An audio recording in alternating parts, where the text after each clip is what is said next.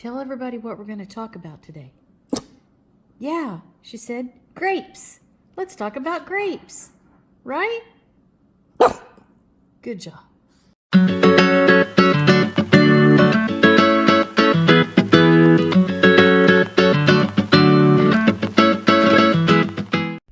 Okay, guys, this is my completely unattended, unmanicured, unruly vineyard. I literally usually pay way more attention to this than I have this year. Ray has had all kinds of mishaps in the farming world, from broken down trucks to broken down tractors to flat tires to the weather not cooperating with timing on hay harvest and all. And me just so way into my garden and blogging and talking to you guys about gardening that we haven't done anything to our beautiful vines. But it could turn out great anyway. We'll see. We are in Brazen, where all of the grapes are ripening. They were beginning to ripen about 3 to 4 weeks ago. Let's take a look at some clusters. This is the Tempranillas. They're getting pretty ripe. There's still a few to turn yet, but they're pretty berries. I kind of think it looks really pretty when they're like this, all the varying colors. Not ready yet, of course, but definitely ripening. The birds are really starting to pay attention. That's another thing we've neglected so far. We have not netted them, may not get to this year. So we just kind of sat down and talked and decided we were just going to harvest what we get, see what happens. Who knows? The one thing about grapes, it's so variant from year to year and weather conditions and care that they get or don't get, that it could turn out to be our best bottles yet. Here's one cluster doing really well. So by care, I mean the rows should be much more manicured than this. We've got them far enough apart that my mower will fit down them, but I haven't actually mowed down them when I mow the yard because we've let the shoots go so bad that if you try and run a mower down right through there, some have connected together in the middle and it just catches you at the neck, and that's not safe to be on a riding lawnmower when that catches you at the neck. They're just grown together, really unruly. I know this looks horrible. This isn't the YouTube you want to watch if you want to know how to finely manicure your vines. But the rows should be more clear, because right now the vines are competing with all of the grasses and the natural ground cover for nutrition. All of the shoots should be tucked up into their trellising system.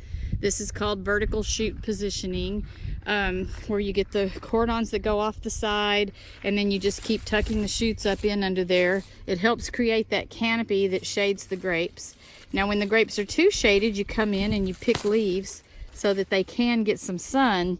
But we're starting to get into the brutal part of our summer, and these grapes can turn to raisin in just a few days if you have them too exposed. So you do want some shading. Look at this beautiful boy. Oh my, these are, even though we've neglected them, even though this is not what a grape yard or a vineyard should look like, we really may get some very tasty fruit out of this year that was just a product of nature itself. I think I'm going to taste one of these. See what we got here. Oh, they're sweet. Now we know it's time to pick when we get out our, I call it a sugarometer. I get the sugarometer out and test it, and you want it to be at about 20 on the sugarometer, which it's actually called a refractometer. And we'll go through that process as we get closer. We know these aren't ripe yet, so there's no sense in getting out the tester and trying. But I'll video when we do, so that y'all can see how I do that. And once we hit the right sugar content, we pick and crush and start the process. And I will walk y'all through that this year. But it's gonna just kind of be, see what we can get. We have been spraying.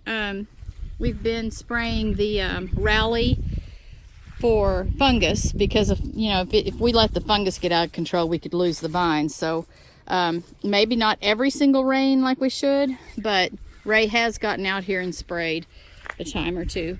And I do just want to say, for those of you, you know, thinking about starting with some grapes or running some thoughts of vineyard management, with the sprays, it is very important that you wear a respirator. There are starting, you know, I'm in the medical field, and more people are coming, especially ones that work in vineyards, are coming in with vineyard lung, and it is a condition where your lungs can swell and get irritated, and you have problems and pneumonias and breathing difficulties due to the sprays and all. So it's very important to use a respirator when spraying out in your vineyard. Well, that's about all I wanted to say about grapes today. I hope you enjoyed this little tour, and I hope you will look at this and say, oh, that's not how I want my vines to look. Stay tuned. Here's a shot at the Cabernets. As you can see, they are still very green, just showing some slight color change at this time of the year. The Tempranillas are just an earlier harvesting grape. We always end up picking those first and processing those first, and the Cabernet follow.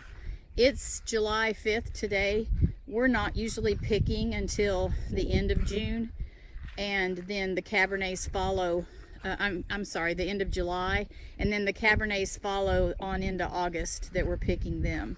But I don't know this year how that's going to turn out, you know, timing wise, but in that ballpark of a range. But as you can see, the Cabernet Sauvignons are still very green. They've still got quite a bit of ripening to go, as compared to the Tempranillas that I was showing you earlier that are already very close to ready.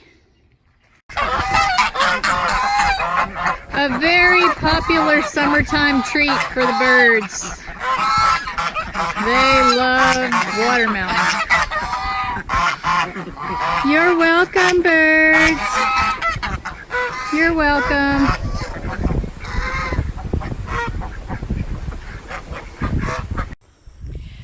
Well, I'm off for a day's work here on the farm. I'm helping Ray today. I am going to drive this tractor right here with that hay rake behind it. And I'm going to go down in between these two rows of cut hay. See how there's that one and that one, and it goes really far. I don't know how many acres I'm raking, but anyway, I drive that thing in between two rows, and I make one row. See, I did it just right here. And then he comes along behind with the baler, which he'll do after he gets home from his real work, his other job.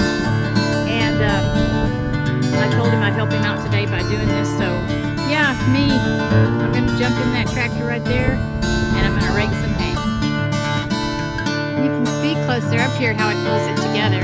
This side goes down one row, and that goes down the other, and makes one in the middle, pulling it together. This stuff is just some kind of volunteer what grew up after he had cut hay. I think he calls it millet, but it's something good for the cows and they like it. So this is our second